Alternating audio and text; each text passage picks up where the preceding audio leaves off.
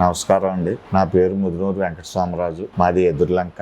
నాకు చెవి దగ్గర కంతి వచ్చిందండి. కొత్తది అప్పుడే 4 years నుంచి ఉండేది.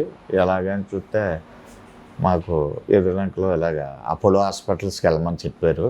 వెళ్తే కిరణ్ కుమార్ రెడ్డి గారు చూశారండి. చూసి జీవి రావు గారి దగ్గరికి రిఫర్ చేశారండి. వెళ్ళి అక్కడ ఆయన చేస్తారని ఆయన దగ్గరికి వెళ్తే చూపెట్టారండి. ఇది చూపెట్టగానే ఆయన అన్నండి ఆపరేషన్ చెయ్యాలి, కానీ చేసిన తర్వాత కొద్దిగా మూతి కన్ను కొద్దిగా తేడాలు వస్తాయి, 1 నెల అప్పుడు ఫిజియోథెరపీ చేయించుకోవాలి, మళ్ళీ మీరు రికవర్ అయిపోతుందని చెప్పారు. అది అయిన తర్వాత సర్జరీ చేశారండి. నాకు చేసిన తర్వాత మళ్ళీ 10 రోజులు కొద్దిగా డిఫరెన్స్ వచ్చింది.